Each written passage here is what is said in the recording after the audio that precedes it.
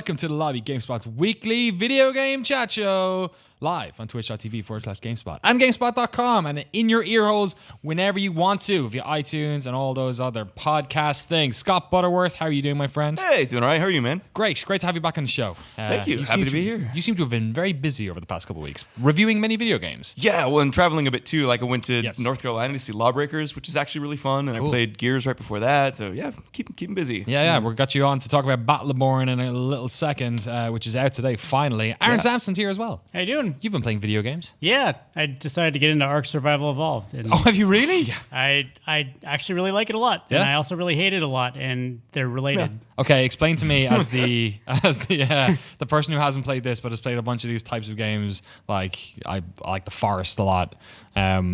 Rust was another goodie. What's unique with Ark?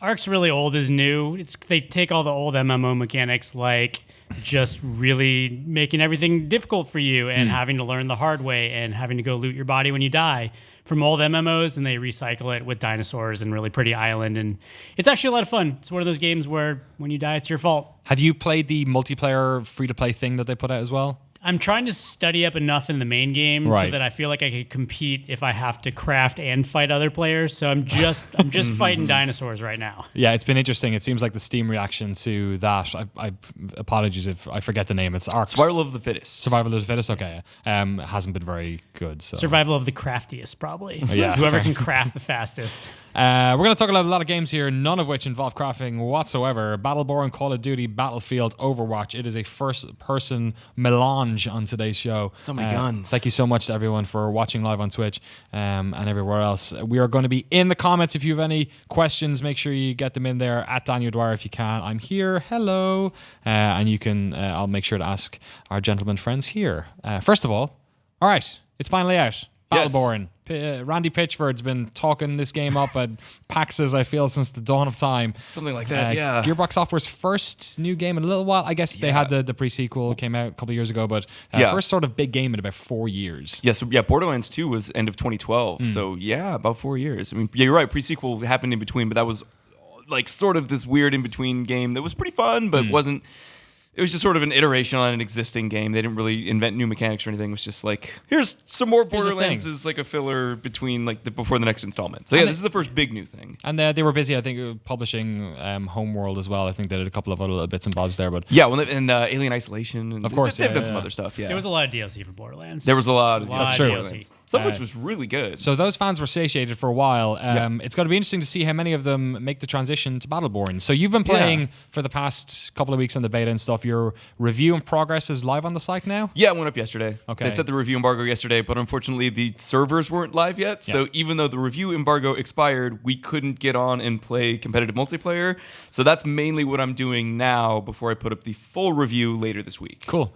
So I guess let's pick your brain about how you're feeling about it. Sure. All things considered, and hoping that the sort of online infrastructure is working fine. So right from the top, what's your take on this? You've been playing it for a good long while now. Yeah. What are the modes you're enjoying? I guess for people who don't know much about the game, sort of what is the meat and potatoes of Battleborn? Yeah, so I mean, as we mentioned at the top of the show, it's a first-person shooter, as with everything that's coming out this month. So many first-person shooters. Yeah, we're going to get as long as possible without mentioning the O word. We'll talk about it later on. Yeah, probably. we'll get there. Yeah.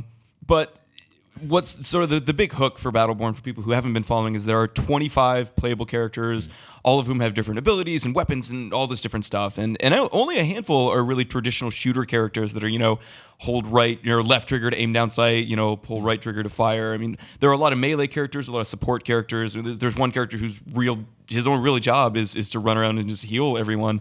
So it's this huge variety of mechanics and play styles and gameplay loops that it's different for every single character.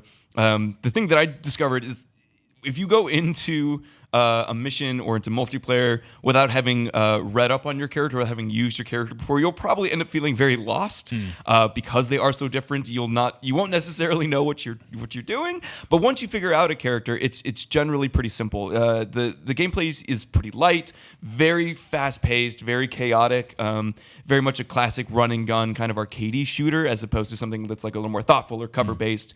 There's a lot about the design that just encourages you to keep pressing forward and just run at your enemies. And every character has infinite ammo. There's no fall damage. You can sprint and reload at the same time. So it's very much about just fast-paced gameplay.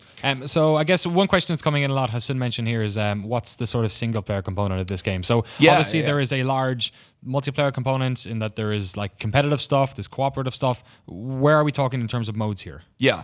So there's a prologue and then 8 sort of campaign missions that are very clearly designed to be played cooperatively. You can technically play them solo. Like you can... You have to be certain characters. Okay. Like you can't go in as a support character and get through the missions easily. Yeah, you just won't be able to make it through. Yeah. I mean, several of the missions involve sort of point defense sections where you'll have waves of enemies coming, you have to defend something, and if you don't have more than just yourself, you can't physically be in enough places to win. Or you'll have like bosses that can fly, and if you don't have a character with projectile attacks, you're kind of screwed until they land, and you're probably not going to survive. So yeah, I mean, the first time I beat Borderlands 2, I soloed the entire thing, and I actually really liked it, even though that game is designed to be cooperative. This game, I would really strongly recommend not playing solo. It is meant to be played with other people. It drastically changes the momentum and just sort of the fun factor even. Yeah. So play with other people. But yeah, so there are 8 of those types of missions that are meant to be played cooperatively. And then there's competitive multiplayer as well. So it's really just those 8 missions. That's the single player or campaign component. How long does it take? Each mission is anywhere from half an hour to an hour, depending on the mission. I mean, I think the longest one takes about an hour, the shortest about half an hour, and most of them land somewhere in between. It's another reason to take people with you, because the missions are very long, and if you're doing it by yourself, it can get a bit long. It drags. Yeah. Are we talking about sort of similar to Titanfall or something where they're not necessarily done in a linear fashion? Right? Correct. You can kind of do them in any order. They feel like raids. They feel like raids or strikes or something like that, where they're standalone. There are loose story elements framing what's going on, and depending on the characters that you bring in, you'll get different banter. And a lot of that's actually really well written. It may not be to everyone's taste, but if you enjoyed the humor in Borderlands, there's a really strong chance you're going to enjoy the humor here. And it does give it a lot of character. I mean, this is very much like the Saturday morning cartoon of games. Yeah. It's light and it's funny and silly and goofy. It can be totally immature, but it's usually stupid in clever ways that's kind of fun. One cool little touch about it, too, is there's 25 characters, but they all have recorded dialogue. Right. And it's all different. So they'll all react to, like, a lot of the missions are escort the talkie robot. And they'll all like react to the robot differently depending on who they are. I mean, you can really tell they kind of pour their heart and soul into the backstories of these characters. There's a really funny mission where you're escorting a robot who doesn't know it's going to die. And like some characters are like feel pity and some characters just don't care. It's like one of the robot characters totally relates to him. Like it's really funny how they all act differently in the campaign. I'm dumb as hell and thirsty for death. Oh, it's good. It's funny. It's sort of cut every way here in the office talking to some people. Like Mary, for instance, really enjoyed the stories in the first 2 Borderlands, but hasn't enjoyed the sort of the story and the dialogue in this one. It falls a little too close to a Saturday morning cartoon. I think she was saying kind of this morning. I wasn't really super into Borderlands, but there are like shades of this thing that I kind of was a little bit into. You've talked a lot about, I guess, what's sort of on offer. How does it play though? Like, how engaging is it? Is it a game you keep going back to if it wasn't something you were just reviewing? Like I said, the variety really comes from all of the different characters. We were talking about this just before we went live. In my mind, a lot of games will give you new abilities or weapons as you play. Like, play Zelda, you get new stuff. Oh, you have the hookshot now that opens up new options for gameplay, new mechanics that you can use. This game kind of does the same thing, but each new mechanic is built into a new character. So as you unlock new characters, you suddenly have new things you can do. So if you get sick of playing as a particular, melee character, you can switch to more of a sniper range character, and suddenly it's a completely different game. I mean, the loops are very different. There's a character, Melka, who has like this gauntlet in one hand and an automatic pistol in the other, and her loop is she needs to get up close and melee somebody so that they're like poisoned, and then her gun is more effective on them. Okay. So she needs to get in and then get back so that she can like swipe them, but then not take too much damage. But then there are other characters who are the exact opposite, who they just need to get in and like be right in people's faces the whole time. But then there are sniper characters. Yeah. So yeah, if you get sick of somebody, just switch to somebody new, and that's where the variety comes from. I think one of the biggest differences, though, as opposed to Borderlands, is that you're asked to upgrade your character every time you play. Yes. So your character basically starts at 0. You upgrade through, I think there's 10 initial ones, and then as you play more with that character, you actually unlock more things that you can unlock in that tree. Very much in the style. That's probably one of the biggest like MOBA style hooks this game has. Yes. So that upgrade as you go is new to Borderlands style gameplay. Yeah. But the shooting and the floatiness and the lack of fall damage, like a lot of it will feel very familiar to people who play Borderlands. So I think, you're getting used to that character, but the actual feel of it will be familiar for people. So obviously you've talked about there's the single player aspect, which are kind of like more linear instances or whatever. Then there is the competitive aspect, which is there's like 3 different types of modes. Yeah, currently 3 modes. 2 of them are quite in the sort of realm of MOBA where there's creep and whatnot, and then one of them sort of a little bit different, right? Yeah, so the mode that for me I think is going to have the most longevity or is maybe the most interesting is also the most MOBA inspired. It's called Incursion. Okay. Basically, 2 teams of 5 are trying to escort their little minions to a grinder at the other end of the level, and they have to destroy the other team's minions before they get to their grinder. It's a point battle, so whoever can successfully escort the most minions wins. And yeah, so just that structure of the in-match leveling and guiding these minions and having all of these different types of characters, and so it's not necessarily symmetrical. It does end up feeling, at least structurally, a bit like a MOBA, though the gameplay is closer to like a Borderlands-y first-person shooter. Is that fun? Yeah, I find it really fun. I mean, it definitely allows the characters to shine a bit more. I mean, I found the enemies in the campaign to be somewhat mindless, and it's fine. I mean, you can almost think of those missions as being practice, or almost like a canvas on which you can, test out all of these different abilities that these characters have, and it's kind of just fun, and just everything they can do is on display. But then in multiplayer, you're suddenly matched up against other heroes with equally powerful abilities and weapons. So that's when you kind of have to really dig into the nuances of the characters and find different pairings and different, complementary tactics within a team.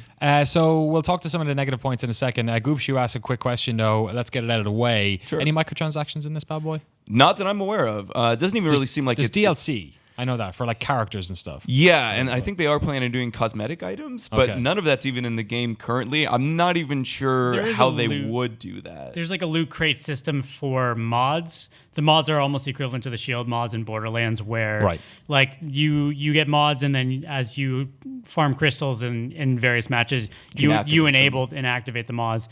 And they actually can balance out certain characters, like certain ranged characters don't have much health or shields, and you can unlock mods through the loot crate system to bolster their strengths and weaknesses, and then shore up their weaknesses. So, and to be clear, that is separate from the in-match leveling. There's sort of like 3 different levels of progression in this game, which is very confusing. We've already dove into some of the specifics on this bad boy. Let's not get too much into the nitty-gritty. It's a very deep rabbit hole. Let's talk to some of the sort of the shortcomings, I guess. I played a bunch this morning. I played last night as well, and was very frustrated that I had to do that tutorial mission twice, especially because you cannot skip that introductory cutscene, which is like one of the gravest like sins in game design. It's a game that, like, I don't think I'm very much into these sort of loot shooters anyway. Like, I was kind of into Borderlands a little bit, but I don't really play alongside other people that much. I prefer sort of shorter, team-based games, or like multiplayer one-on-one sort of games that like wrap up in like 10, 15 minutes. So I'm not really sure if it's for me necessarily, but there was a bunch of things about this game that just did not like sit well with me. Like, for instance, a lot of the game seems to be based around either standing on capture points or killing wave after wave of the same enemies over and over again. Does that get boring at all? I mean, it absolutely can. Like I said, for me, the campaign missions are almost more like just practice. Again, if you think of them as a canvas on which these characters can paint with their wild abilities, then they're kind of more palatable. But you're totally right that it is pretty unimaginative. It's like, go here, defend the thing, wave 1, wave 2, wave 3. It's pretty routine a lot of the time. Yeah, and so you're not wrong about that. I mean, it becomes a little more dynamic in competitive multiplayer, but even that, there are only 3 modes, and really only one of those is truly sort of memorable in its structure. I mean, one of them is just a really generic capture and hold point guarding mode, which is pretty standard training multiplayer, which is fine. I mean, every game kind of needs something like that, but it's hard to get excited about it, really. What are some of the shortcomings you've sort of come across as the reviewer for this game? I mean, the one that I think is the most obvious, and to my mind, one of the reasons this game has had a hard time getting any traction, is that there's just no real cohesion to it. It feels very scattered. I mean, it pulls from every influence imaginable, and not just even in terms of the character. I mean, obviously the characters are all very different, and you have everything from like high fantasy influence stuff to very sci-fi influence stuff. But even aside from that, look at the first 20 minutes of the game. So you mentioned that there's the mandatory sort of opening mission. Yeah. Just within the first 20 minutes of the game, you get this sort of like American anime rotoscoping cutscene thing. Yeah, like Aeon Flux kind of thing. Yeah, but then there's rap also music. Yeah. And then there's in-game cutscenes, and then there's a motion graphic, all within the first 20 minutes of the game. It's like they just said yes to every idea. It lacks an identity, and it doesn't really kind of gel on a lot of levels. And in terms of the gameplay as well, in that first thing, they try and do their best shot, I guess, to sort of expose you to a lot of the different mechanisms you're going to play in this game. Yeah. And there are so many of them, and they're so varied and disparate, and none of them seem that important, but obviously all of them are a little bit important. So you're like collecting money to buy on, putting turrets in places, and then you're, leveling up your character's abilities, which when you hit that button to view your character's abilities, it's just a wall of so many what crazy wall of text. It's just like, obviously you can't babysit everyone, and there are certain games where you need to dive into that stuff and just figure it out and stop being a jerk about it. But there's something about this one. It was just there's too much of that shit happening. I don't know. No, I think you're exactly right. I can absolutely relate to that. And I think what almost makes that worse is that once you do figure all of that stuff out, because you can, I mean, it's, it is a pain, and you do have to read a bunch of stuff. And I recommend you do, because you'll be better off than just feeling like you're totally clueless and helpless in the middle of a match. But once you figure everything out, once you know a character's loop, you realize that it's kind of superficial. I mean, the analogy that I've been making to other people is that for a lot of games, or for something that's well designed, it's generally easy to learn and difficult to master, like Rocket League. It's immediately intuitive, but it takes a long time to get really good at aerials and stuff. I feel like this game in a lot of ways is the exact opposite. Right. Where there's a high barrier to entry where you're just feeling confused and overwhelmed, but once you get a handle on it, it's kind of like, oh, okay, well, now I realize I'm just kind of spamming the same attack and waiting for the cooldown timer to refill. And then once that does, then I trigger my special again. And then I'm just spamming the attack again. And each character has their own kind of pattern. And once you figure out that pattern, that's it. That's kind of all you do. Right. And you can switch to a new character, and it kind of refreshes and becomes fun again, but only for a while. And so you can absolutely have some light fun with this, and it is crazy and frantic, but you're right that there's this weird learning curve, and then it plateaus and doesn't stay fun. Let's briefly talk about the elephant in the room. I think it's no coincidence that Blizzard decided to put the Overwatch open beta the day this game comes out. Just savage. Obviously trying to... These games are there are lots of similarities in terms that they are sort of colorful, vibrant first-person shooters which have a focus on heroes. Almost in terms of everything else, they're completely disparate games. Overwatch is very much a Team Fortress-inspired class shooter, and this is sort of doing its own thing, slightly more towards Paragon, and then very broad in terms of its single-player narrative and all these other bits and bobs. You got to say, though, as a consumer, if you're going to spend $60 on a shooter, I mean, Doom is out in a couple of weeks as well. Yeah. Do you think Gearbox might be a little bit worried with this one? Oh, I mean, yes. I would assume that they are. I mean, that's some pretty stiff competition. And any month where you have, a number of high-profile AAA releases, that's already going to be worrying, I would assume, for a publisher, but especially when it's similar enough that consumers aren't necessarily going to discern between them, even if, as you pointed out, they are actually pretty different games. I would have to assume the Gearbox is a little nervous. And honestly, it seems like no one's that excited about Battleborn that I'm seeing, including Borderlands fans. And it's kind of a shame, because I do think Battleborn is fun, and it's doing some creative things, and a lot of work and a lot of really cool ideas went into it. Even if it doesn't work out perfectly, as we were just discussing, it is kind of a shame that it's not getting at least a little more love from fans. But yeah, it's a strange one. It kind of feels like a game that it's got all the little parts, but it just hasn't really been coming together. And when you think about how long this game might have been in development, you kind of worry that they should have probably had it down by now. But yeah, I could see people connecting with certain characters in the game. I could see a couple months down the road, if you're a mushroom person, you probably like the mushroom dude, right? There's some fun characters in there. I think you could have people connecting with Phoebe or Randy or a couple characters. I could definitely see people. I could see it really landing with certain people, and then them just loving that one character and wanting to play that one character and showing up at Comic-Con dressed as that character. I think it could have. I could think it could build an audience over time, be kind of more long tail. Yeah, sleeper hit. Okay, yeah. I mean, it needs to. It's a game that forces you to play online, right? Yeah. So. It is an always Titanfall. Online game. So and it's also, to be fair, I think the game's longevity has to do with its multiplayer components, and those multiplayer components were very difficult for reviewers and for people with the preview build to get a hold of. They just weren't populating the matches. So, I don't know. There might be more of a long tail in the multiplayer. The single player seemed to come down to 3 mission types: escort the robot, hold the point with the robot, Shoot fight the a boss. dudes. Yeah. Yeah. So multiplayer is where it's at, and we're gonna have to see if that connects with people. Cool. When is the review going up, Scott? Do you reckon? I would say most likely on Thursday. That's my Okay. best guess. All right, Godspeed. We'll let you out of here to go play that video game. Scott Battleborn, thank you so much. If anyone has any questions about the game, feel free to hit up Scott on the Twitters. What is it? Butterwomp? At Butterwomp. Butterwomp. WOMP. Love it. That's how you spell womp. Okay. Mike Mahardy's coming in. Yeah. No, bring it over, bro. Yeah. We got a giveaway on today's show as well. Cynthia Wares found this awesome. Let's bring it in. Yeah, you guys can swap it. Yeah. Here, give me. Oh, you put it together and everything? Nice. It's made to be like disassembled, so Okay. what's that? Yeah. As long as we don't disassemble it, like His head's here. going to come off. Oh, yeah, sorry. Richard can get the shot there. This is a pretty sweet Nathan Drake Uncharted. Paperweight. Yeah, right, massive. This is a Sideshow collectible. They only made 500 of these. It's pretty. Like, can we get the wide shot just to show you how big it is? Because I feel like it's. It's. I mean, It's heavy too. compare it to a Mac, right there. This is technically from Uncharted 3. But apparently the person who we might have sent this to previously never picked it up, so it got sent back about 3 years ago. So Cynthia's had it by her desk for all that time. It's like incredible detail. Like you literally put on like all these little pieces of clothing and stuff. So if you're into Uncharted, this is a pretty sweet prize. We still have the box for it and everything, so we're going to take it apart again and basically send it out to whoever wants it. Look at this Kalashnikov. You can even take that off. You can take his head off as well. I kind of want to do it. Yeah, it's pretty easy. I'm worried. Is it? Have you done it? Yeah, it's like Whoa. it's a square thing that fits in. Ah! That didn't happen in the game. Look at this. If I do this, can I just like line it up on my head? Like that. I'm Ty Root. Hey, I give everyone raises. Double pay next month because it's E3.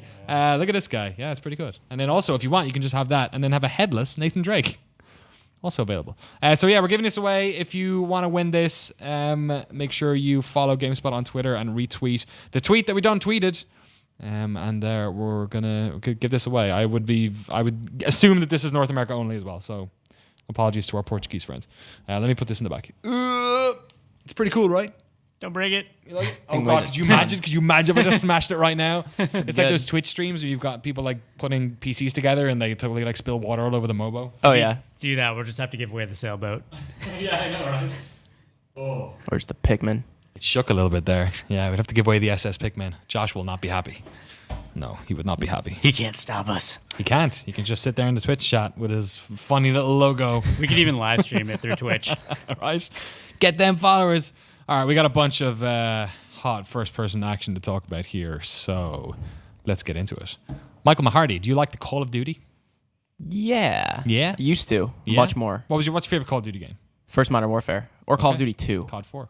Oh, Call of Duty 2. A lot of people like Call of Duty 2. Yeah. Did you play it on console? Yeah, that was my first Xbox 360 game. I think that's why a lot of people like it. It was I worked at a GameStop back there, and when we were selling 360s, everyone was getting COD 2. It Yeah. was like one of the best like new first. I think it was because everyone was waiting for Halo 3 or something. So Yeah, because it was Call of Duty 2, like Madden 06 or something, and then Right. Perfect Dark Zero, which yeah, didn't really Project Gotham Racing, man. in that. Yeah, everyone wanted that. I didn't play that. Aaron, what about yourself? You're more of Yeah. a Battlefield fan, but you like Call of Duty. I as did. well, right? I went up through, I just played like Modern Warfare 2. And then at that point, I was like, this series has hit its pinnacle. I don't know if I really need to continue from here, but I Right. know a lot of people love the Black Ops series. I played the single player and loved it. I'm at a point now where I actually will play Call of Duty for the single player and I Right. play Battlefield for the multiplayer. Interesting. Because I feel like I've kind of done it. But I got to say, that was the first game where I remember, Modern Warfare was the game that kicked a whole generation out of the World War II Yes, genre. totally. Like, that is what put a fork in World War II. And it's funny because I feel like we're coming back around again where now people are sick of the Modern Warfare. And we're like coming back to people asking for World War II again. For sure. I think and people would not have been surprised if this, or I guess the Battlefield reveal will be on Thursday, if either of them went towards World War II again. We'll talk about Battlefield later on in the show. But yeah, interesting to see that the news has come out that Call of Duty Infinite Warfare is going to double down on its space levels and is straight up a game set in space with, asteroid mining and off-world development and stuff like that. Did have a sick Major Tom trailer. It did. It wasn't Eminem, so No, well, at the start I was like, okay, fair enough. Good timing. Respect to David Bowie, but then They could have had Eminem doing Major Tom. oh god, no thanks. I thought it was a decent trailer. The first half of the trailer I wasn't super hot on, but the second half was a little bit better. So let's dive into the meat and potatoes of this. First of all, I got a quote here, which was given directly to GameSpot. Infinite Warfare. So Infinity War, God, that's going to be really complicated. Can we just call it Infinite Duty? I feel like they missed a lot of poop jokes. Infinite Duty? Duty never stops. Hard duty, all the duty. Jacob Minkoff says, the approach that we've taken with this game, the inspiration don't come from sci-fi or space in any way. The inspiration comes from war stories. This is Call of Duty. We are talking about warfare, and in this case, infinite warfare. What we feel is that classically told narratives can take place in any settings. They are very worried about saying that this is a sci-fi shooter. I feel like they are worried of losing their crowd, which is like a problem that Activision have with this series, is that it's almost like too big of a seller to take any risks. So what do you guys think about the fact that they're going for the sort of modern warfare, future warfare, and then we're future warfare? The live stream had two very contradictory tones to it. On one hand, they said, yes, multiplayer is going to take place on other planets and potentially on space stations. But in like a sentence later, they're like, oh, but we're not going to change anything because we don't want to scare off our crowd, basically. Right. What they said. So that makes me worry that they're just going to change the skybox and the level design and then keep the same gameplay. Whereas I would love it if some developer would like change the formula of first-person shooters and start doing things like forget flat maps. Let's do maps on like a spherical asteroid, or let's do like variable gravity, or let's do just something like that's different from these flat static maps we've been getting for the past decade. Like Levolution from Battlefield wasn't really that big of a thing. Call of Duty's had one or two destructible items in their environment, and sometimes things happen that change routes, but like, I would really like one of these developers to get creative with multiplayer. Yeah. I mean, they dipped their toe in the water with the Kevin Spacey one. I always forget that's modern. Advanced Warfare. Which one? Advanced Warfare. Sorry, and then Blops 3 as well. They sort of had some of the Titanfall-esque movement in there. But you're right in saying that we think about Call of Duty 4 Modern Warfare as this game that really broke the genre because it took it out of World War II. But actually, though it had that big thematic shift in terms of its gameplay, that's sort of what really changed was that it was the game that made, first of all, a really solid, varied, mechanically single player campaign. It wasn't just having different warfare in different places. There was different types of warfare, like the ghillie suit stuff, big massive battles, and then sort of smaller stealthy stuff. And then alongside that, they basically invented the type of multiplayer that we've now been playing for 10 years. So since then, we've had all these tiny little iterative steps, and every once in a while they take a bigger little step or double down on the zombies or go towards the future stuff. But I mean, Mike, at this age, is it time for them to, marry the thematic step they're taking here with some actual changes to how Call of Duty plays? Yeah, 100%. I don't want it to be, the thing that would get me and a lot of people interested in the series again is if they, like Aaron was saying, it's not just a new paint, it's an actual functional change they make to the game. Like you said, I know they're talking about zero-G combat, and they did have that at the beginning of Ghosts, which Infinity Ward also did. That wasn't the best game, but I thought maybe if they did more of that, that would have made it for an interesting game, or at least kind of, change up how we're approaching this. It's not just this stop and pop shooter. Right. I'd like them to actually kind of, whatever happened back then, because they had a big audience with their World War II shooters, but they took a chance with Modern Warfare. They, like you said, they implemented this multiplayer that's become so pervasive. Yeah. I would love for them to just say, all right, screw it, let's try something new and maybe spark another 10 years of something. And for the first 4 years of that, we can be excited again. Yeah. I mean, there's been so much evolution in terms of first-person games in recent years as well. The open world thing has completely changed. Far Cry changed the rulebook a lot. Games like Dying Light even just took what Mirror's Edge tried to do and then expanded it out in so many interesting ways. But Call of Duty is still the same, super hyper-linear. And I don't really... I'm totally with you. I enjoy playing the single-player campaigns in these, but I almost enjoy them a lot because they're short. I could not deal with that for 15 hours, but I can deal with it for a weekend, and it's kind of fun and a little bit entertaining. But even in that, they're never really that. The hook really isn't there that it was back in 2006-07. I mean, also, you get used to the adrenaline rush of these games; it becomes normal to you. When Modern Warfare first came out, it was the only game I've played where I was literally shaking at the end of a round because there had never been multiplayer that intense before. But then by Modern Warfare 2, it was a little bit less, and then Black Ops came around, and I was like, whatever, I'm already immune to this level of crack. Right. Yeah. You know, it's just like, and then it started getting boring because it was like, geez, I just walk around a corner and shoot somebody. Like I respawn before my old body hits the floor, and then I do it again and again and again and again, and just it lost the intensity because the intensity was so consistent. Yeah. And I think it's what you're saying. They need to somehow bring that level of intensity in a new way.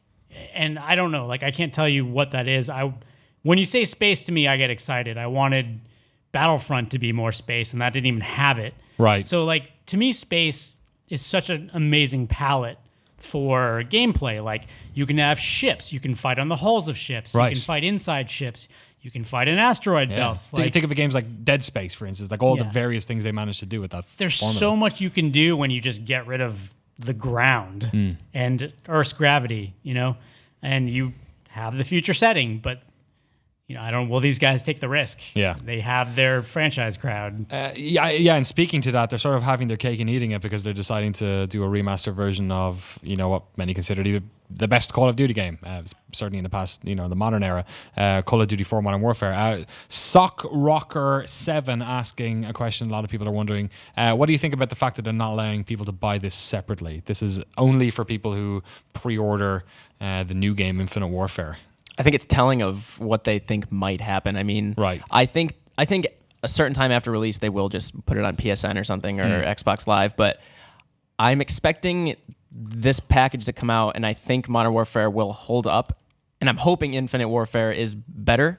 Right. But I'm curious as to whether people will like the new game more than the big game that gets packaged in with it. Could you imagine if they sold it separately and COD 4 sold more? Yeah, I'd be surprised, but it would still be indicative of where the series has come since that first really great game. Yeah, I guess it depends how much they sell it for as well at the end of that. Yeah, final thoughts on that. Are you guys excited about the theme sort of stuff? Like, is it new? I mean, you were saying before that it's sort sat of there.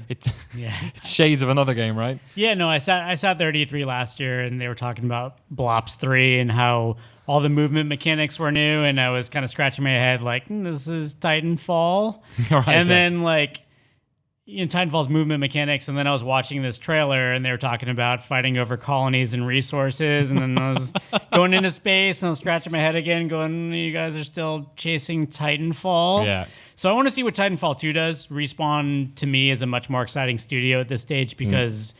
Because it's Vincent Bell is Yeah. actually there, and it's not just his ghost giving them ideas back that I told you. like, you know, they showed incredible creativity with Titanfall, and I would just love to see what they can do with that franchise. And if we're talking about space, that's where my head's at. Right.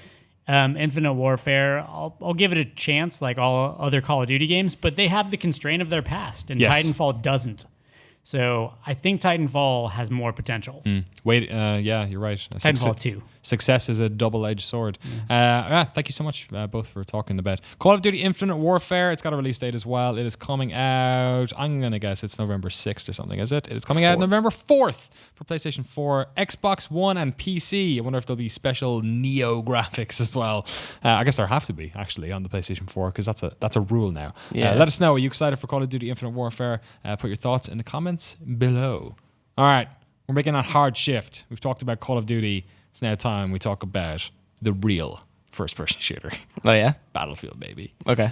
Battlefield. What a series. That's not what I thought you were going to say. What do you think I was going to say? Half-Life. Overwatch. Something we're talking about Overwatch? later. Yeah, we're What talking game about you've been Overwatch. playing. I mean, I love Another Overwatch. futuristic shooter. Yes, exactly. The future where we have God, please tell me. anthropomorphized apes who are able to... I mean, apes are pretty anthropomorphized already, really, aren't they? Yeah, that's the one thing they've got going for them. You apes want to live forever. Bring me the spaceman. No, we're going to talk about Battlefield, a storied video game franchise. No. Get rid of the story. We don't need the story. Just put a fork in it. Done. One of my favorite long-lasting memories of this franchise was Battlefield Vietnam saying that there was a campaign on the back of the box, and then there wasn't. Yeah. No, they just took it out of the menu. replaced it. Instant action, bots instead.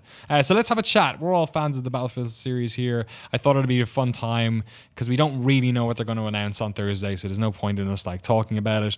But what we can talk about is our love of the games past and sort of what is like the best Battlefield game.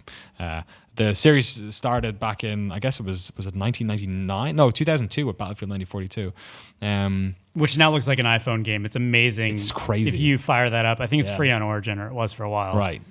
Yeah, because the draw distance that they had to calculate in that game for the time was so much longer than you would think. So like there's just all these crummy pixel people that you're shooting at. Yeah. Were you a fan of that one, Aaron? I actually fell in love with the series. So I played a little bit of 2 just because back then PCs were expensive and I didn't have a lot of money at that time. The first very accessible Battlefield game was Bad Company and Bad Company 2. Yes. Which is kind of where I really fell in love with it. But I completely understand that the generation of people who played Battlefield 2 on PC, who could afford PCs at that time, they fell in love with the open conquest, just freedom of that game. So it's weird. Over the years between that Bad Company and Battlefield like Hardline and Battlefield 3, they've cast their net so wide that I don't know if they can please all of the people that they've like captured. Yeah. I mean, when I think about a great Battlefield game, 1942 was so much fun back then. The Desert Combat mod was so popular as well. Big fan of that, which was basically sort of, I think, the main reason Battlefield 2 went in the direction it did. And you're right, like Battlefield 2 was the game which for me, like that was the reason to upgrade your PC. Like that was when online connectivity in Ireland as well got like to a stage where you could play online. So when we weren't playing like games like Counter-Strike 1.6 and then eventually CS Source, like Battlefield 2 was like a game that like got your processor to like kick in and also was a fun online class-based shooter with like big maps and stuff. But my favorite game in the series still, hands down, is Battlefield Vietnam. I absolutely adore that game. Did you play that one, Mike? Oh yeah, that was so. I got into the series with Desert Combat, the mod, because my brother was playing it, and then he got 2 on his PC, so I started playing that, and I really got into it like with Vietnam, Bad Company. Obviously not around the same time, but those were the first 2 that were really mine, and not like something I was. It was they weren't hand me downs, so those were the first 2 I really got into. Started realizing how much I like the series and how much I like how it set itself apart from other games. There's a certain like feeling you have when you're flying a Huey and Credence is playing. Oh yeah, you're, like changing the radio station for like, I think I'll listen to like Deep Purple now. Yeah, that sounds about right. I think Vietnam, if they did go that direction, and I'm concerned they won't because of all the other near future games that are out right now, and video game studios are a lot like film studios where like they'll sort of do what their competitors are doing. Right, yeah. But if they did Vietnam, it would check a lot of the boxes. Like the photogrammetry from Battlefront is gorgeous, and they can do force really well. Although they haven't proven they can do photogrammetry with destruction, which I'm concerned about. But yeah, like a Vietnam game would have asymmetrical warfare. It would have mild customization. It would have photogrammetry. It would look gorgeous. It would have Vespas. Yeah, would have that. Some of the humor. Yeah, you're right though. That asymmetrical multiplayer is something that we sort of haven't had in one of these mainstream multiplayer shooters in quite a while. And that was so much fun, like putting like punji sticks in and having like respawn points like pop up all over the place. So I think it would be a good direction. If they're listening to Reddit, they would go World War II, which I'm still not convinced people want World War II, but there has been 10 years of people who maybe grew up without World War II and didn't sit there and play only World War II games for a decade. Yeah. So I don't know. That one's a mixed bag. I'm not sure. I mean, I grew up on World War II games, and I'm ready for World War II games as well, as long as they're sort of they're handled effectively. So we've talked about 2, we've talked about Vietnam, we've talked about 1942. As much as I'd love to talk about Bad Company next, we should actually talk about 2142. Which is one that a lot of people forget about. Michael, nodding your head. Is that an appreciation or the opposite? I have no idea. I've played it for about 5 total hours at a friend's house down the street when I was still pretty busy, like playing, Desert Combat, like on my brother's old PC and stuff. I don't know. I remember playing it. I remember it feeling weird. I wasn't used to that futuristic setting, that aesthetic, and it kind of. I knew it was a Battlefield game, but I wasn't really used to the whole like shifting between these settings too much, so it was a very weird experience. I don't remember much of it. It had this crazy mode, which is actually interesting because you can get inside mechs, and it had a mode called Titan mode. Yeah. Do you remember this? It was the like flying space station, right? You had to get up and was it either take it out or capture it? I think you had to put a bomb in it or something. So there was a space station that was like, I guess, the final capture point on a series of capture points. And then, you'd have to go up and basically stick a bomb You in it. know who and get did out. that better? Who? Star Wars Battlefront. Oh, yeah, that's true. 2142 is an interesting one. I feel like it maybe went in a direction. Like, it did the Future Warfare thing back when people didn't want Future Warfare, and I think it probably suffered from it. People were very happy when Battlefield Bad Company came around, and this is kind of thought as the game that didn't really sell very well, but if you I have never met anyone who played Battlefield Bad Company who doesn't love this game. That game was designed, I've followed David Goldfarb, and Right. he was one of the lead designers on that game, and he's always talked about how that game was designed to be more like the Indiana Jones-inspired Battlefield. Right. And I think it showed. It was the first one that just wasn't generic mixed soldier dude. Like, one of the best things about that game was once you got past a certain point, you could just stop, and the guys on your on Bad Company would start talking, and they would say really hilarious shit like, You smell very clean. like, he's like, I think I'm an angry man because my mom used too much DEET when I was a kid. Like, they just had these guys sit in the studio for I don't know how long, like Right? 2 Yeah, yeah. hours and just talk.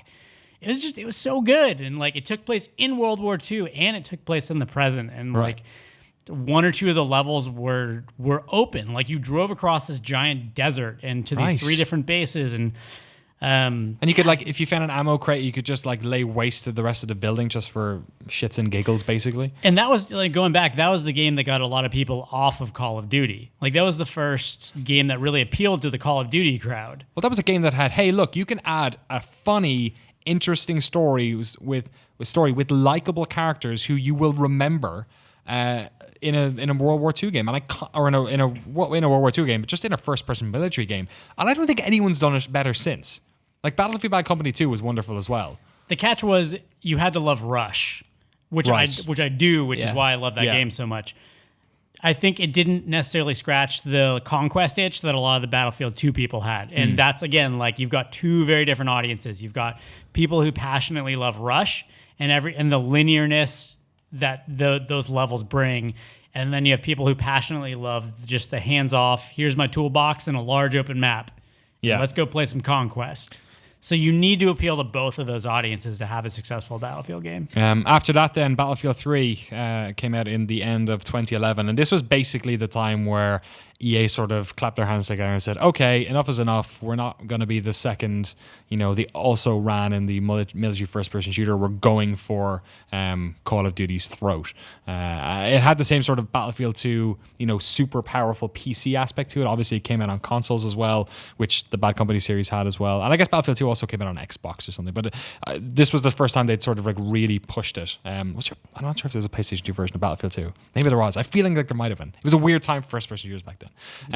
But what did you think of Battlefield 3, Mike? Were you a fan of that one at all?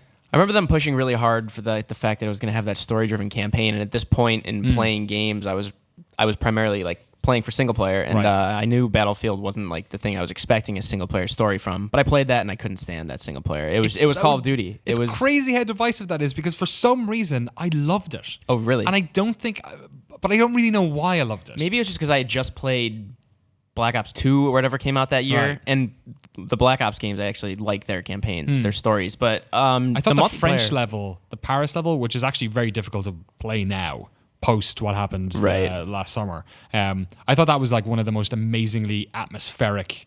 That and the jet plane one where you went off and did the mission and came back. I remember that. The Paris one, whenever I think of Paris, I think of Modern Warfare 3 when the chemical Right. attacks hit. And Okay. that's saying something because Modern Warfare 3 was like a 4-hour campaign. I Right. barely remember anything. Yeah. But yeah, I don't know. Battlefield 3, I played a lot of multiplayer. I would just come off of, like the last one I'd played a lot was Battlefield, Bad Company 2. And I, just like you two, I love those games. And 3, I think, kind of was scratching that same kind of itch that I needed to get away from Call of Duty with. So Yeah. it came around at a good time because even then, I think Call of Duty exhaustion was setting in. And 3 kind of, gave me that more nuanced multiplayer angle I was looking for. Yeah, baby. And things evolved, didn't they, Aaron?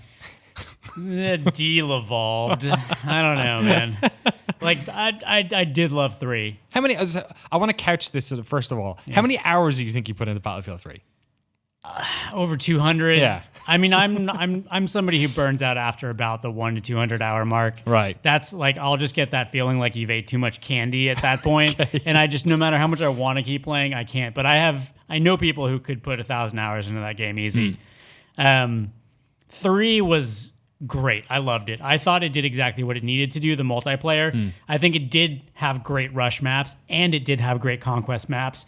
Caspian Border is I still love that. But maybe mostly because of the aesthetic. Yeah. But yeah, it's just some really memorable maps in there. I think even their large conquest maps conceptually were good. The Armored Kill expansion was also really fun. Like Right. Bandar Desert was massive and fun, and like had so many different aspects to it. And their DLCs, Aftermath, was thematically very strong. It had scavenger mode, which was really fun in Battlefield.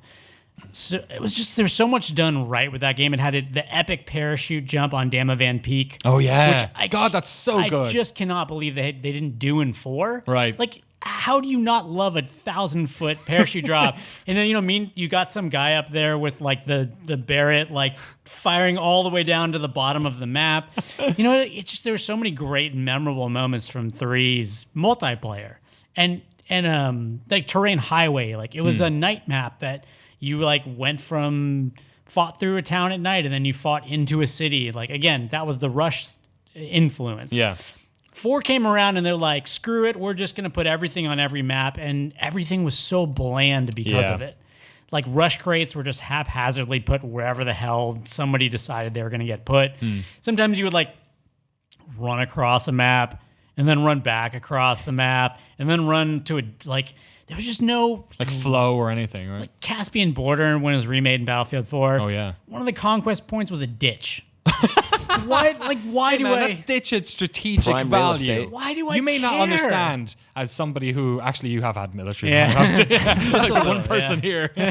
And also, I guess the other problem you could say with that was, this was a game that had a lot of multiplayer problems with connectivity throughout its lifetime as well. I hazard to ask, but in the new Battlefield, I'm guessing one of the things you would like would be for Battlelog to just disappear forever. There are aspects of Battlelog that are good. The ability to go in and futz with your character when you're on the bus somewhere is great. Like, everybody loves to do that. Games Bus futzing. Games like The Division, I was blown away they didn't have an app. Like, Right. Destiny had an app, and I was just always messing around with my character, and that the ability to think about and engage with a game when you're not playing it is always a plus. Launching the game was a whole nother thing. Like, all that Battlelog did was put a barrier between me and playing the game. Right. And I cannot tell you how many times it literally took me 20 minutes to get my first game of the night launched because I had to patch Battlelog and then restart. And then it was on the wrong browser, and then it wasn't compatible with the browser setting, and then the browser return was confusing. Like, what does it mean if I check none? What does it mean if I don't check none? Like, am I getting proper return on the search that I put in? Like, it was always, and then you would get it to load, and it would take 5 minutes. Yeah. I timed it one time. It took me 5 minutes to get into the test server. It's crazy. So these are just barriers that don't need to exist. Just get rid of them, and let players hit start and get into a match. Let's briefly talk about the sort of side games. Hassan in the chat making a good point. Battlefield 2 Modern Combat. I actually totally forgot about this. Totally different game to Battlefield 2. Single player, campaign. I actually really enjoyed it a lot. Did you play that one? Me too, for very different reasons that I like the other games. But I remember getting into that, and I didn't even know what it was really when my friend told me to play it because I had been a big fan of Battlefield 2. I knew what that was all about. I knew why I played it all the time for a couple of years. And Modern Combat was more. It was just this like wide scale single player missions from what I remember, and they were well designed. I think it was actually a good game for what it was going for. There was like tank missions in there and then infantry stuff, and it was a good balance between. It was like the Halo balance between vehicles and, or I guess the Battlefield balance between vehicles and foot combat. It wasn't what I was expecting from the franchise, but what it was going for, I think it nailed. Doesn't look too hot now when you check out some of the footage, but still a memorable game. We also had Battlefield 1943, which was the interesting digital only version of like a sort of a pseudo sequel to 1942, which had a bunch of like Wake Island and a couple of other maps in there as well. It was all right. Unlike other Battlefields, that one gave you these really like weirdly satisfying rewards Right. for doing anything. Yeah, it's kind of like one of those like slot like- machines, right? It was just like You'd like snipe some guy across the map and you'd get one of those Call of Duty like, you're awesome. Like, whatever. There was only 6 weapons. It was very simplistic. There was tons of like terrain deformation. I think it wasn't meant to be played for a very long period of time. Yeah. But it was a lot of fun like while it was there. And then the last game to talk about, I don't think we probably missed one or two here. I know there was a bunch of expansion packs for all these games we haven't gotten into. Secret Weapons of World War II, actually, the expansion pack for 1942 was really tremendous and worth a little mention. But yeah, let's talk about briefly the game which opts to allow you to just go, you're arrested, put down your gun. Battlefield Hardline. Any fans here? I didn't play much of it at all. I played 10 hours. Right. I remember the initial reveal trailer. It was weird them showing that trailer with the stuff that was going on, 2 years ago? Yes, it was very strange. It was police brutality. It seemed an odd taste. Still is. I'm like on the front pages. So and they should have gone way more heavily into police brutality. You think? They took the easy way out on that one. I wonder actually if that was part of it, was that they were going for this Hawaii 5-0, woohoo, we're just cops doing whatever, and then went, oh no, we should. Someone will write a story about that in the future, I'm sure. Sure. But in terms of how it played, did you play much of it, Aaron? I really enjoyed a lot of things that Visceral did with that game. They actually fixed a lot of DICE's problems. There was some coding issues like sound through floor bugs that always bugged Battlefield 3 people. Like you couldn't tell what floor somebody was on when they were running around. Really? So you'd hear somebody running at you and you'd like get your gun up and then it turns out they were a floor above you. Like Visceral actually fixed a lot of those problems. They brought a lot of humor to the game. The zip line and the downtown map I thought were fantastic. Like if you the multiplayer actually did a bunch of interesting If you take any individual element of what they did, I love it. Like they had these really funny 1 in 10,000 like animations. When you take it as a whole package, I think there wasn't enough of it. It had gone through 2 betas and then kind of was suffering from beta fatigue. Right. And there wasn't enough content beyond that to really hold people's attention. I also think that they should have done they should have done some Battlefield maps. Like a lot of the maps were very tight urban maps, and they felt like they could have been about twice as big as they were. And I think they lost the core Battlefield crowd just because none of the maps really felt like Battlefield. And you wouldn't have had to have done all of them, like maybe half of them. Right. And the other half are urban, but. At least it's sort of picked the style and stuck with it for better or for worse. And yeah, that's actually true. I was kind of harsh on the single player aspect, but you're right. The multiplayer stuff was pretty good for a while. It was enjoyable. There wasn't enough of it, and they didn't do enough of core Battlefield stuff to basically bring in the larger audience, which I think was sad because I think they really did do a lot of fun little things. And the one thing that they better bring into all the rest of the Battlefield franchise is the unlock tree from Hardline, where you just like earn currency and you just buy whatever you want. Yeah, what you want, yeah. Like I do not want to spend another 200 hours trying to get my ECM jammer unlocked to my jet while getting my butt handed to me by like senior jet pilots, and it's just not fun to play with a new gun and to get killed because you have to start with iron sights. It's just that they need to take from that game. Crazy franchise. It's been around a long time. I guess not even that long. 14 years, or probably shy of 14 years at this stage. But some tremendous games in there. I really hope that whatever they show on Thursday sort of lives up to some of the games that we talked about here, because there's been a half dozen absolute gems, like classics in terms of first-person shooters. Let's go around the table. Final thoughts. What is your favorite Battlefield game? Michael Mahardy.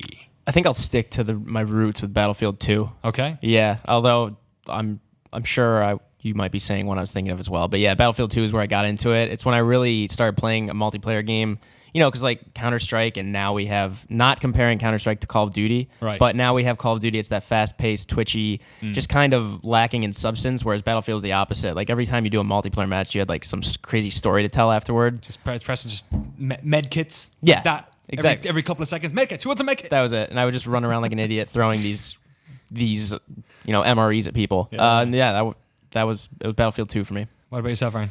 Predictably, Bad Company 2, but I will say if DICE doesn't hate money, they should just do an HD remaster of Battlefield 2, because a lot of their great maps in 3 were just remakes of Battlefield 2 maps, and I think people would absolutely buy HD Battlefield 2. Yeah. Just re-release it. I would. Yeah. Give me a ticket for an airplane. I just love Battlefield Vietnam so much. It's like it goes down as one of my favorite. I was in a clan. I was in the Irish Guard TIG. I was their QE pilot for about a year or so when I was like, I don't know, 14 or something. And I love that you could even just like put your own MP3s in a folder and just like play whatever the hell you wanted. So I'd just be like flying in with like Deftones playing or something. Just with your helmet lopsided and the straps unbuckled. Yeah, exactly, yeah. Huge glasses that are fogged up. It was so much fun. We'd spawn and everyone would get in the Huey and you'd basically like shuttle across the landscape, hug the flag, because all like 6 of you or whatever, 5 of you are in it, and we go tick, tick, tick, tick, tick, tick, tick, tick, tick, and then go to the next one.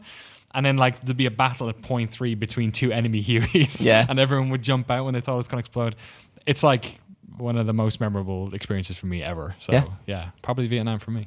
Classic games. Let us know what you think is your favorite Battlefield, or what just is your favorite Battlefield, or what is the best Battlefield, and what would you like from Battlefield 4 in the comments. Sorry, Battlefield 4? Battlefield 5? Or whatever the hell they call unnamed, it. just Battlefield. Battlefield. They're going to go back to the start in the comments below. God, I want to go play some Battlefield Vietnam now. We are having a long ass show here talking about first-person shooters. We're clearly soothing our nostalgia glands a little bit. Let's talk about something a little bit more current, shall we? The Overwatch, I guess, early access started yesterday. The open beta is getting rolled across global territories as we speak. I think a lot of places probably have it already. I thought it was Thursday. Oh, is it Thursday it's happening? I think May 5th. Okay, and what day is today? It's May 3rd? Oh, it is. May the 4th is So tomorrow. I think it's May 5th for all 3 platforms. Okay, early access is soon enough, right everyone now. will be able to go and pick it up themselves. Let's have a little chat about it briefly. I've been playing it on the beta for what seems like an eternity now. Are you reviewing it for us or not? Do you know? I will be, yeah. Okay, For all I know, that's the plan. Cool. And Aaron, have you played any Overwatch at all? I played some Overwatch, yeah. Cool. Played some of the beta. What are your thoughts on it so far, Mike? As somebody who you were going to review the final product, I feel like we're basically playing the final product now. Minus anything they changed with the progression and the skins and just overall, I don't know, just servers, map rotation, and everything. Quality of life stuff, perhaps. Yeah, this game has got me hooked. I think because of our jobs, it's tough to really play one game all the time anymore. Yeah. Which it sounds like such a thing. Small thing to whine about. Yeah. Boo-hoo. Right. It's not a big problem at all. But like I'm looking for like Counter-Strike. I'm looking for, we have Rocket League, but I'm looking for that shooter I can just go back to time and time again. And it's really got me hooked. Each of its characters, it feels like they could have a game revolving around them. I think these characters are so nuanced and so detailed and so much thought put into each one.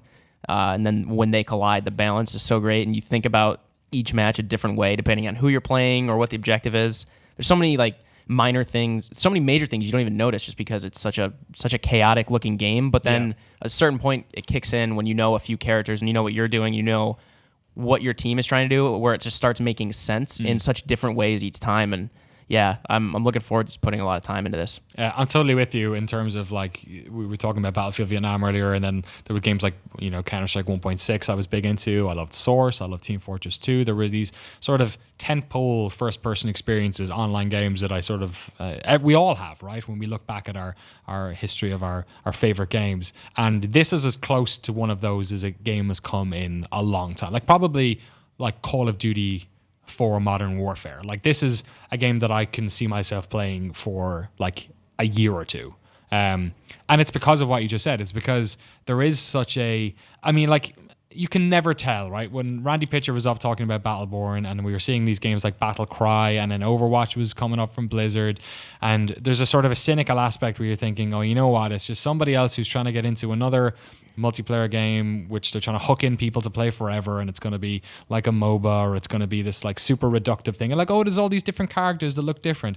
So I kind of went into Overwatch being a little bit cynical, thinking, you know what, they're all going to look, people are going to love to cosplay as these people, but I'm not going to care. I just want to play a goddamn first-person shooter.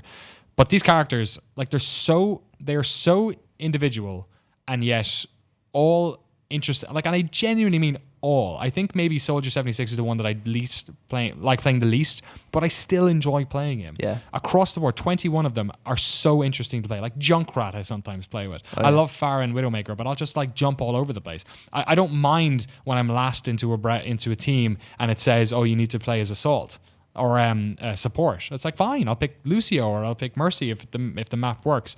And I think it's like, obviously that team had a lot of trouble with what they went through at Titan, and I think they had a big weight on their shoulders to really make something legitimately great. And I think Overwatch is like legitimately great. Yeah, I think Scott's been playing a lot of Battleborn. I've played a decent amount of Battleborn, and that's a game where, as Scott described it, probably earlier on the show, I didn't catch it. He was saying, it's easy to learn, easy to master, but it's difficult to learn. Whereas this one it's difficult to do both. I mean, it's the characters, or it's easy to learn, but it's difficult to master because these characters, they initially seem really simple. But some of my favorite characters, it's this fine balance between mastering these 5 characters, but also just it's so fun to try someone out new. And it's still, the game itself is very inclusive in how you play it because at the end, it doesn't show kill death ratio. It rarely shows kills. It'll say if you were a support, it'll say you healed this much team damage, and then everybody votes on what was the most useful. And I think that's a really cool way of showing how this game works, and that you don't just have to be Widowmaker sniping people in the face to help. You can be Zarya, my favorite character, and shielding people, shielding yourself, using your ultimate to create these choke points where everybody just starts, like Junkrat starts lobbing grenades in, while Mercy revives your last teammate. It's just like refined chaos, and it's so cool in how it unfolds differently each time in what initially seems like a simple game. Yeah. I think the way that they're tracking your score and what information they choose to display or not display to you, it came up in your interview, was a really good design decision. I can't tell you how many games encourage bad player behavior because they're so obsessed with their KD or they're so obsessed with their point total. And it actually will get players to be selfish and not play the objective. And them choosing what to show and not to show based on making players more emotionally connected to just focus on the objective. Like, don't worry about it. Don't worry about your KD. Don't worry about these other things. Like, those are very forward-thinking design decisions that I think encourage good player behavior. Totally. And they even did things like not including team deathmatch is also a part of that, where it's like they could easily put team deathmatch in here. You probably wouldn't play as a support character, but they literally do not want any situation in which you get back into like bad habits. I think team deathmatch is the death of objective-based gameplay. Right. Because what usually happens, and has happened in a lot of shooters, is you have an extensive unlock tree, and you have some great modes, and then you have deathmatch, and people realize that deathmatch is the quickest way to get through the unlock tree. And by the time they're done with it, they're like, whatever, I'm just keep playing deathmatch. Yeah. And you kill the objective modes. I've seen that happen in Battlefield and lots of other games. So it's very brave to not have deathmatch, and it's a decision that I think more games should follow. And then I guess when this first came out, we sort of frame it in terms of a lot of new games and the sort of new things that are happening in first-person design, especially in online competitive, maybe not shooters, but just online competitive play. But this is like such a best of so many first-person shooters. I mean, Widowmaker has the grapple hook from Quake 2. Junkrat is basically a Team Fortress grenade spammer. Lucio runs on walls like so many games. You've got Tracer, who's basically, Corvo from Dishonored, right? Yeah. Diva is Titanfall. Like, all of these characters, even like Widowmaker's sniper rifle feels like it's a headshot hunt. It's like Counter-Strike. It's like you can hit people in the body, and then at a certain point you're playing against people who really know how to play Widowmaker, and it's like, oh no, I need to go for headshots. Yeah, there's people that will grapple hook and then mid grapple just start sniping you. In the air will like snipe you, including that little like cooldown thing that happens with it. I will say you do have to like a style of gameplay that revolves around choke points a lot. Yes, because it's one very specific thing about this game. Whereas in Battleborn, the maps are very open, and strategically, if you're not successful pushing one side of the map, you can shift to the middle lane or the left lane. Whereas in this one, I feel like you live or die by certain choke points in this game, and the deciding factor a lot of times are some of the characters who can go up and over buildings, yes, and get behind the enemy team. But there's also a lot of players who just like, you got to push through this thing, and if you can't do it, match is over. Yeah, totally. It's very like Team Fortress 2 in that respect, or Team Fortress Classic, or whatever. Quake World Team Fortress, if you want to go the whole way back. Yeah, however far you want to go back. That's why Overwatch is really, I'm traditionally an offensive player in Battlefield. So offensive. Yeah, I offend people when I'm shooting them. I guess it's always offensive. This game, I actually like playing support characters a lot, probably the most. Zarya, I think she's classified as a tank, but she's very much. She is. Oh yeah, in her aesthetic and just how she plays, but she's very much support in the way she can shield people. And like you're just talking about choke points, as someone who's really into like multiplayer level design, it's cool that her ultimate is essentially them letting you almost create these mini choke points yourself with the black hole, pulling a bunch of people in. I think it was the one match where I really realized how cool this game can be.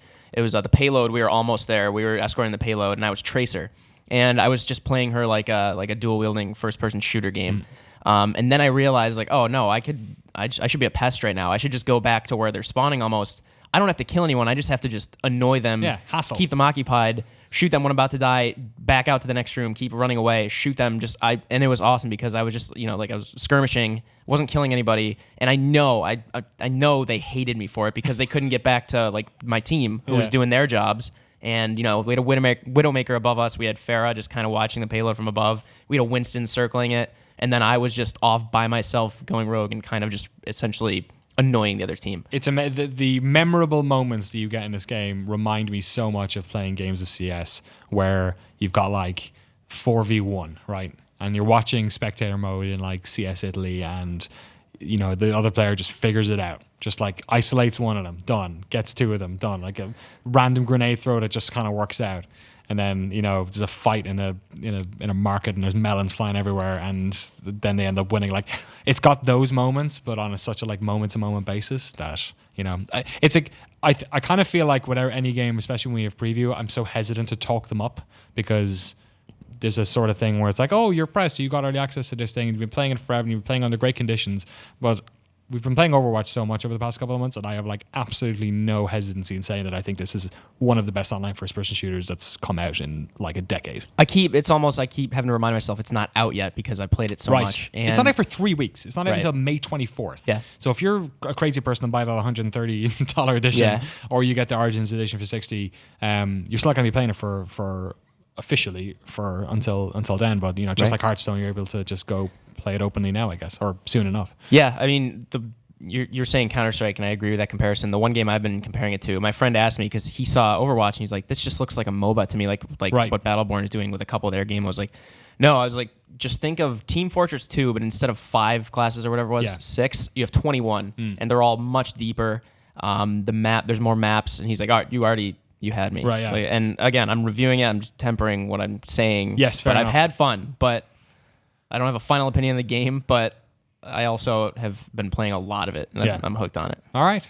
Well, there you go. Aaron, what's your thoughts on it? You've played it you dabbled. Yeah, it depends where you're coming from. If you are like a Battlefield guy who likes this type of game, to me, Siege landed with me better, just because I love how the intensity of Siege and the fact that it's the first game in a long time that you're not making a lot of kills, and every kill that you make matters a hell of a lot. To me, that's more exciting than just a really well done MOBA style shooter. But that's just because I like tactical shooters, and I like Battlefield, and I like the sandbox better than I like the choke point. Like, it's funny. Did you play Brink? Oh, not much at all. Because I feel like Brink tried a lot of this stuff, and for some reason it didn't land with people. And it seems like Overwatch is trying very similar things and connecting with people. Yeah. So, like, you're right. Yeah, the player movement stuff was very much in the early days for first-person shooters back then as well. So I think that I know a lot of people love this game in the office. Choke points are not for me. I like open layouts where I can make decisions that aren't just go through that. Right. Or die. And that's what I like about Siege, and that's what I like about Battlefield. And I've got a lot of games to look forward to this year, too. Like, I mean, like, Titan, I don't know when Titanfall 2 is going to happen. We're going to find out at E3. Doom 3 is a couple of weeks away as well. Yeah. But I respect other people's enthusiasm for this game right now. And I did enjoy what I played. Yeah. I'm going to play more Siege, though. Interesting week for first-person shooters. Interesting month, and maybe hopefully an interesting year as we get to the end with Call of Duty. Let us know what you think. Are you going to pick up Overwatch yourself? Are you going to jump into the open beta? Interested to hear from people who are playing it this week for the first time. Actually, let us know what you think in the comments below. All right, we got one other section before we give this thing away. By the way, we're not giving this away live. Nathan Drake here, hanging out in the back. Let me just take his head off again. We should take his head off again. No. You can win me. I'm from the old game, but don't worry about it. I look kind of the same. Look at that. It's got a great suntan on. I'm envious. Friends. I really thought his head was going to come off there. He'll fall out while you're talking. Exactly. Yeah, well, yeah. Crunch. It'll break his nose off and it'll be worthless. We're good. We're SS Pikmin's watching it. We are but 39 days, I believe, from the Electronic Triple 2016. E3 is approaching. Let's have a little chat about it. Let's do an update. I kind of feel like we should do this every week until E3 starts. Okay. We had a couple of news thingies happen this past week. Bunch of things happened over the past couple of months, actually, is that Nintendo sort of slowly crept out of E3 a couple of years ago. Don't do their press conference anymore. Did their Nintendo, their event, and then their Direct and then the Treehouse stuff, which seemed to be very successful, I guess. EA have decided to pull out completely. Activision have decided to do their own thing as well. Everyone's kind of like doing their own off-site thing, like Devolver. I guess Devolver was the first person to do that. Disney as well won't be there. Devolver had a sick trailer park last year. They did. 2 years running, I think. Yeah. Yeah, it's real good. You go play Hotline Miami in a Airstreams trailer. are rad. And then we just had news this week that Nintendo are only going to be showing one game, which is basically Zelda, right? It must be the Wii U. I mean, what else do you need to show? Yeah. So there will be no new Picross game, I guess, at E3 this year. What do you guys think about this? E3 has ebbed and flowed. It sort of got back to its roots in the past couple of years. There was that year at Santa Monica where they downsized and basically everyone thought that it was awful, and it ended up going back to the Moscone again. What do you think about an E3 without really much of a Nintendo presence at all, and EA and Activision, which basically takes up most of the South Hall, I think? Are you kind of a little bit down on it, Mike, or do you think it'll be all right? I'm pretty down on it. I think a lot of us were pretty sure they were going to do something with the NX. And now it's delayed till 2017. Yes. At the very least, they said. And I'm a huge Zelda fan, and that's the one thing that they're doing that I'm really looking forward to. Well, it's one of the things they're doing that I'm really looking forward to, but I don't know. Unfortunately, I feel like in the past 4 or 5 years, Nintendo has been taking a back seat as it is to like everybody. I mean, Bethesda came out last year with their first press conference, and Fallout 4 showed as one of the cooler things we saw. Bethesda's press conference last year was probably the best press conference of the weekend. And they came out of nowhere, and I haven't been that excited about Nintendo at E3 in a long time, and I'm not crazy surprised by this. The more it sinks in, the more I'm just kind of feel like it's all of a piece. It makes sense. What about yourself, Aaron? I think you have to separate as a game journalist E3 the location with E3 the what we learn. Right. E3 the location has ebbed and flowed over the years, but to be honest, the show floor is probably the worst place to experience a game for a gamer. Like, as a gamer, you want to be in a quiet living room with your surround sound system and a controller and just be engaged, right? It's a fair point. Like, I had a dream my entire life that, like, I would love to go to E3 some year, right? And the reality is that, like, it's great to go, and every year it's like an absolute privilege to walk into that hall. But stuff like PAX is so much better for actually playing games. Yeah. Like, E3 is all business and massive lines, and you don't really get access to a lot of stuff. So when you go there as a journalist, you would actually rather be in a quiet hotel room and be able to like experience the game as the developer intended it. Because nobody designs their game with like 1,000 people bumping into you and screaming and like lights flashing. It's really a hard way to engage with video games. So the content that's going to happen at E3 this year, I'm excited about. Like, we're going to get a lot of shooter sequels. We're going to maybe like, somewhere in the LA area have a playable version of Battlefield, hear about Titanfall 2, Dishonored sequel. I want to know where Mass Effect Andromeda is at. Right. I mean, there's a lot of stuff that we can learn. And if I'm sitting at a computer and watching a live stream or in a hotel room, I don't care how I get that information. That's what makes me excited as a gamer. And let's be honest, it's not open to the public, so most people don't walk around the show floor, really care about what happens on the show floor. Yeah, like no matter what, the information is going to come out in its own way. And perhaps in a better way, because for the longest time, the Microsoft and Sony conferences would sort of cram in everyone else into there, and nobody had their own space to talk about it. Whereas now we'll hopefully have it like sort of petered out across the whole week. Yeah, you're right. Like, EA are going to show off all their stuff like they always do. Bethesda are going to do their own thing as well. So it's interesting. Yeah, a couple of people in the chat talking about how, Comic-Con, same thing kind of happening. Companies are avoiding these big things, or at least doing their own thing. Diablos X saying, even Square Enix had their thing for Final Fantasy, and for everything else. So bit of a sea change.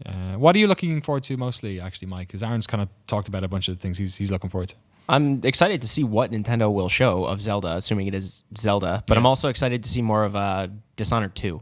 I really like Designer. And Game Informer had their cover story today, and I haven't gotten the chance to look at it, but I'm really excited to read through that because I really like Designer, the first one. I know you've been playing it recently too, Aaron, and I really am interested to see what they do with Emily because she was a cool character in the first game, and now that she's kind of usurping Corvo's role as the protagonist, or as one of the protagonists, I forget what the specifics are. That's probably the one I'm looking forward to most, to see what they do with that, what Arcane does with that, because Arcane is such a talented studio, and they did such a great job kind of bringing this new IP out that was kind of weird when we first saw it, and it was this person like teleporting around. It was like Tracer, like you said, and now we are kind of on the cusp of the sequel, and I'm hoping they can follow through with it. I'm very much looking forward to sort of what the console manufacturers have to say about, I guess, PlayStation with the Neo, the 4.5. I want to see PlayStation VR, if we've got any like bundles and prices and stuff like that. And then it'll be interesting to see if Microsoft, flinch in relation to that as well. Do they get off their arses and talk about doing the same thing? Do they double down on it? Do they make a whole new type of Xbox perhaps? Do they, that space between consoles and PC that they keep on closing, do they sort of merge those two things now that Windows 10 has kind of gone across the board? I'm kind of interested in that. One of the things that I would like to see people talk about, which is just quality of life, is the cross-play idea. For a second I thought you said lacrosse play. Did you hear that as well? Yeah, I always hear lacrosse. Get those sweet pairs of apples. It's all that lacrosse. You hear the crowd cheering permanently. Crossplay, end of fiefdoms, get rid of it. I want to play with whoever on whatever. If I'm on my PC at night and I want to play with my friend who's on Xbox One or PS4, I can't tell you how many times I've been isolated from my friends just because we had different consoles and different systems, or your ability to play the same game on multiple platforms. Just that sort of freedom of choice could be such a good quality of life improvement for gamers. Yeah. If they can work it out. That pushes and pulls in so many directions, because sometimes you don't buy a game because you're like, oh, my friends won't get it on that platform, so I won't. I'll wait and get it here. Or maybe I'll buy the other console. But then sometimes it actually helps them because you're like, oh, my friend has that console, so I better get that console so that we're all working in the same sort of ecosystem. But you're right, there is definitely a push towards that. I mean, Rocket League, is now across the board. So, and also late in the life cycle of games, when player populations dwindle, there can be that effect where they get too low and then it just tanks because there isn't enough people to play. Titanfall. So you consolidate all those people into one pool, and suddenly you've got multiplayer games that have much greater longevity because you can maintain that community for a longer period of time. Yeah, there we go. I guess we'll have more updates in the coming weeks. Let us know, are you excited for E3? What are some of the announcements you're looking forward to more than anything else? Stick them down there in the comments below. All right, that's a show. We ran a bit, 3:30. It's the longest we've ever. We were a little bit late. #BlameTay. We're going to get those t-shirts in as well. Thank you so much to Goopshoe for sorting us out with those things. I can hear him screaming in there right now probably. Thank you so much, Eric, for getting the show up and running. Appreciate it. Have you ordered your BlameTay t-shirt? Yeah. It's pretty good. What color did you get? Just white. White? Mm-hmm. Yeah. I don't know. Gray? Is there a gray? There's a gray. Yeah, maybe it's gray. I always get gray t-shirts. Yeah. There's no white, you liar. The white was the original concept image of it. Maybe that's what I was thinking of, but it was gray. Sorry, Goob. Yeah, don't worry about it. I don't mean to misspeak. Can I do it like Ace Ventura? Just knock Tay out and then walk around with him like a man scarf for E3. Sure. Yeah, why not? Let's all get the shit. Let's all do it. Yeah, he'll love that. Just good stuff. Just walk around the office and constantly knocking Tay's lights out so we can wear it. Yeah, that sounds about right. Okay. That sounds ethical and safe. He's leaving right now. Yeah, probably. Thank you so much to everyone who watched in our Twitch chat, watched on YouTube, and of course watched on GameSpot.com. And thank you everyone for hosting. Oh, there it is. #BlameTay. Pick it up yourself. It's on Teespring. Look at that great thing. I think it's got something on the back as well. I think it's got Blame Tay written on it too. Comes in a bunch of colors: green, gray, blue, red, another gray. So many different types of gray. How does it not have his home phone number on it? I mean, if you're going to blame Tay, where do you go? That's a where good do you point, go to blame him? You could at least put an email address or like a return address on the front of it as well. But yeah, there you go. Thank you so much, everyone, putting the show together. Mary Kish, Richard Lee, Eric Tay, and our new boy, Mr. Jean-Luc Saipski. Kind of close. Kind of close. All right, I'll have to get used to that. For putting the show together today. Really appreciate it, everyone. We'll be back next Tuesday. Do we have any stream after this, actually, Eric? Negatory, sir. Negative. No stream after this, but we'll have more, of course, on the GameSpot Twitch channel. So hit that follow button. And for us here in the lobby, we will see you next week, Tuesday, 2 p.m. Pacific. Have a great week. Play some video games, and we'll see you next time. Adios.